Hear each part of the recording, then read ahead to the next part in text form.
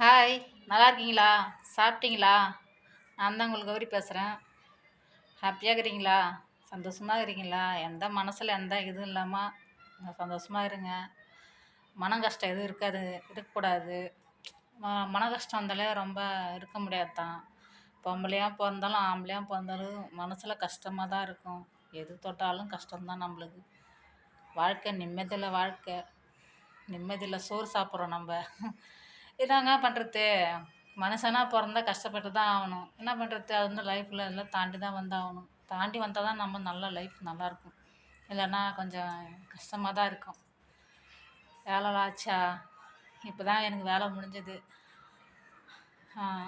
நான் சமைக்கிற வேலை பார்க்குறேன். இந்த வேலை தான் பார்க்குறேன்.